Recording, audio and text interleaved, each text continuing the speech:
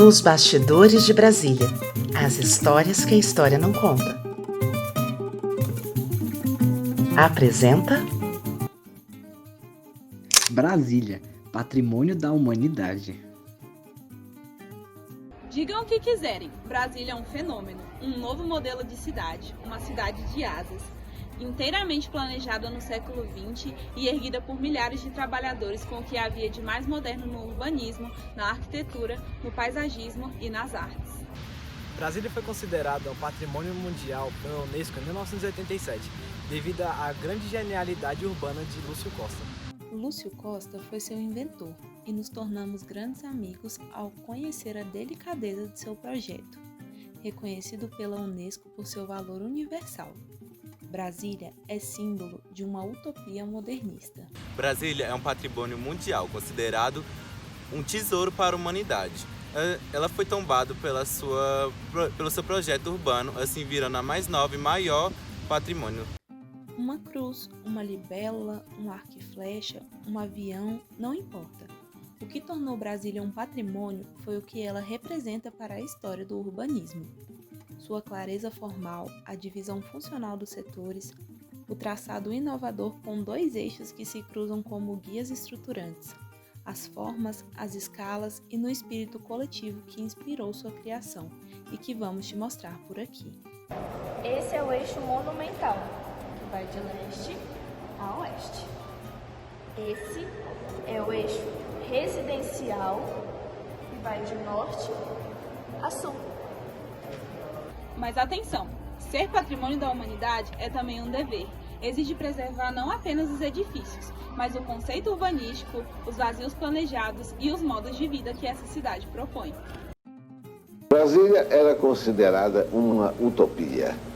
Nós estávamos acostumados a ver no mapa do Brasil um retângulo vermelho com os seguintes dizeres: futura sede da capital federal. Ninguém mais dava fé àqueles dizeres que vinham desde a proclamação da República. Brasília e sua escala monumental. Em Brasília, o que chamamos de escala monumental é a área onde se localiza os ícones de poder na capital.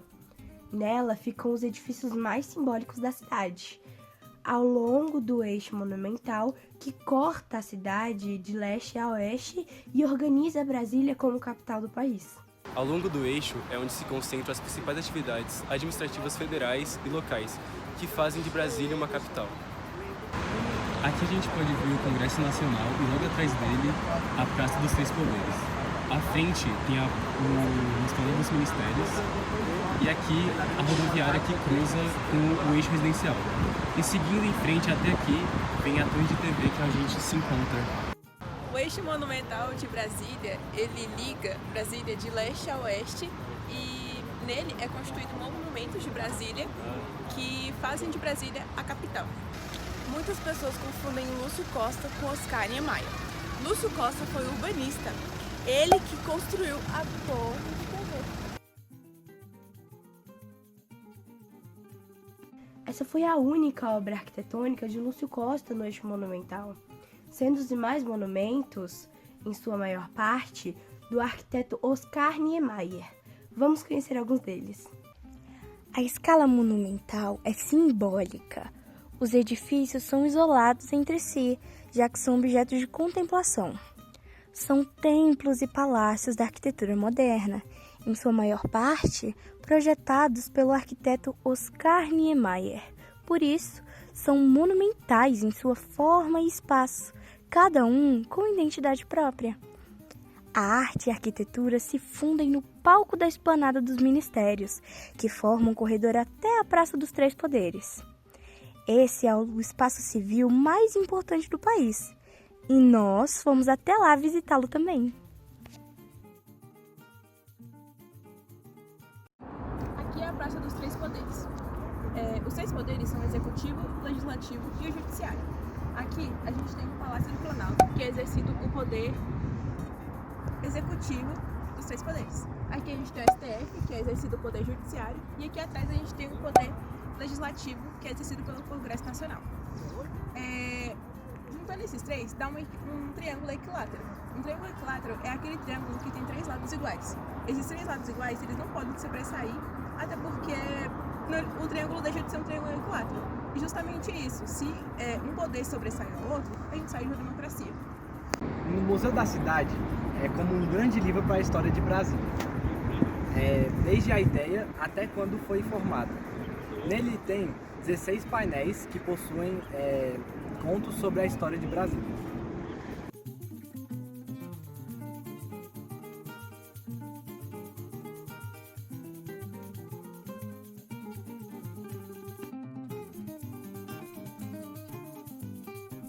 Tancredo Neves foi o primeiro presidente da República após a ditadura militar, porém no dia ele acabou falecendo e seu sucessor Sarney acabou tendo a posse. E esse vitral aqui foi feito por Mariana. Toda essa construção aqui foi projetada por Oscar Niemeyer com o intuito de poder lembrar, recordar das pessoas, dos heróis da pátria. Bom, o terceiro pavimento é chamado de Salão Negro. E justamente esse vitral, ele filtra a luz e aí o ambiente lá de cima fica mais propício a escuro, a um ambiente mais silencioso, que é onde estão as memórias dos heróis da pátria. E tem também um livro de aço com vários nomes memoriais para esse ambiente. Esse é o Espaço Lúcio Costa, dedicado por Oscar Niemeyer para o Lúcio Costa, e foi inaugurado em 27 de fevereiro de 1992. Essa é a maquete tátil, criada em novembro de 1998 para auxiliar os deficientes visuais. Aqui no Espaço Lúcio Costa, nós temos algumas imagens que Márcia Fontinelli tirou de Brasília antes dela ser construída. Aqui é o cruzamento dos 2 eixos e Mário Fontinelli, ele foi um candango que recebeu uma câmera fotográfica de Juscelino. Aí ele começou a fotografar a paisagem antes de Brasília ser construída. Aqui também temos alguns desenhos que Lúcio Costa enviou para o concurso, que, no entanto, no planejamento dele era para ser uma cruz, porém, pelo escoamento do lar, não deu para fazer o sentido uma cruz e teve que ficar, como algumas pessoas dizem, em formato de avião, porém, Lúcio Costa não gostava que falasse que ficou em formato de um avião. Brasília e sua escala residencial. A escala residencial organiza a vida dos brasilienses em superquadras do plano piloto. Ela se distribui ao longo do eixo rodoviário, as famosas asas do plano de Lúcio Costa. Estes são espaços pensados para morar com qualidade. Essa escala é marcada por uma baixa densidade.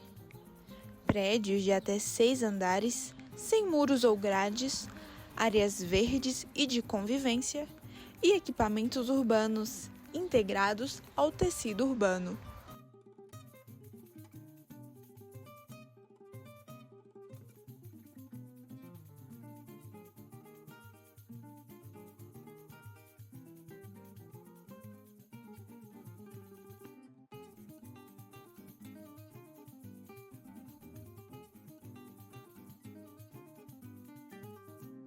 Nas unidades de vizinhança, tem 4 superquadras e nelas podem ter escolas, posto, áreas de lazer e biblioteca, para que as pessoas que moram nelas terem mais conforto e terem equipamentos urbanos. O espaço residencial é composto por 4 quadras para as pessoas conseguirem sobreviver o máximo, pois aqui tem supermercados, farmácias e escolas que as pessoas não precisam se locomover tanto para ter um acesso. E a 308 também foi a primeira superquadra criada como de inspiração para as outras superquadras serem feitas. As superquadras têm numeração clara e lógica. Os moradores compartilham um espaço público contínuo e acessível, e os blocos são bem característicos. A forma de morar em Brasília foi um dos grandes experimentos urbanos no século XX. Estes são os cobogós. São pequenos quadradinhos utilizados para arejar e iluminar o ambiente. Esses são os pilotis, que servem como um atalho, para você não precisar dar uma volta inteira no prédio se você precisar ir ali na esquina. Então você usa ele como se fosse um atalho, passa uma coisa rápida e pronto. Essa unidade de vizinhança, em especial, tem surpresas que são a cara de Brasília. Arquitetura de Oscar Niemeyer, coberta pelos azulejos do artista Atos Bucão. Pinturas de Luiz Galeno, paisagismo de Burle Marx e fachadas de edifício bem características que Oscar fez para servir de modelo. Brasília e sua escala gregária. A escala gregária é onde Brasília se encontra consigo mesma. Foi pensada para abrigar as atividades comerciais, culturais e de convivência da cidade. Ela se distribui em setores urbanos específicos, como o setor comercial sul, setor de diversões sul e norte,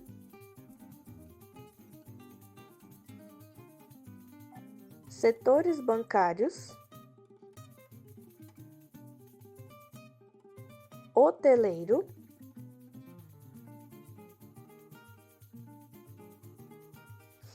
e de autarquias,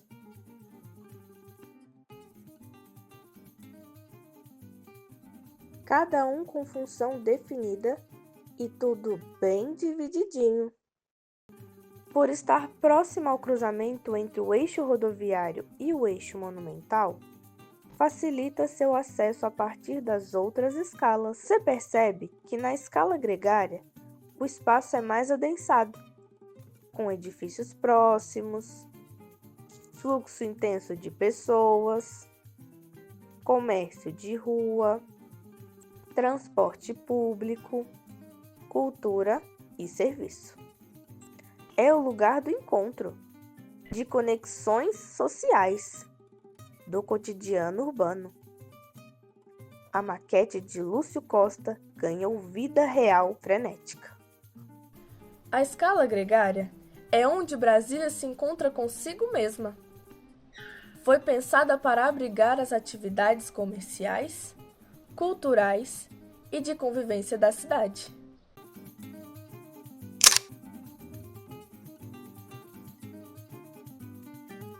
Brasília foi idealizada como uma cidade moderna, mas também como uma cidade-jardim. Essa ideia não significa apenas arborização. É um conceito urbanístico que busca integrar natureza e urbanidade.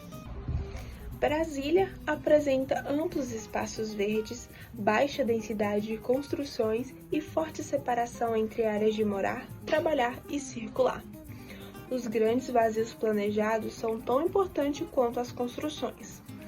Ao longo do eixo monumental há grandes gramados e áreas verdes com maior ou menor densidade de árvores. Nas superquadras, os edifícios são cercados de árvores que funcionam como muros verdes. É o verde que organiza o espaço e dá privacidade às pessoas.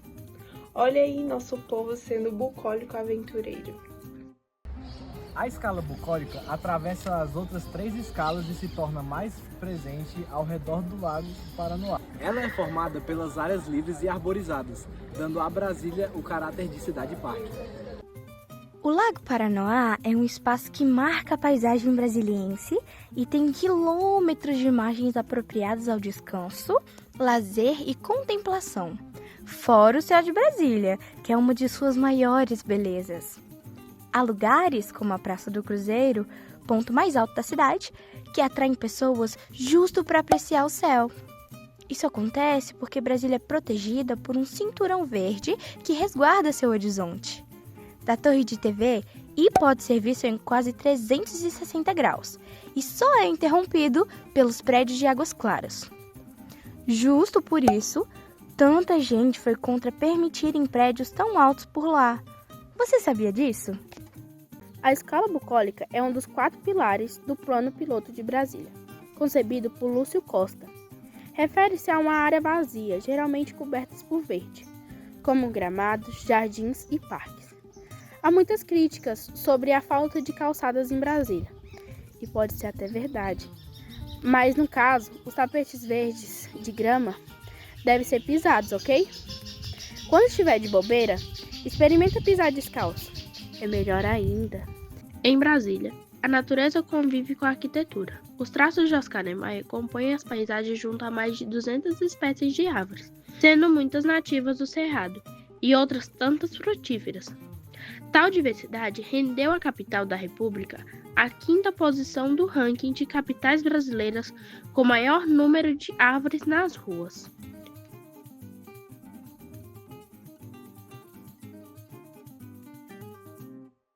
A cidade jardim em Brasília é mais que paisagismo. É uma escolha de desenho urbano. É o cerrado convivendo com a arquitetura. É o verde como parte da estrutura da cidade.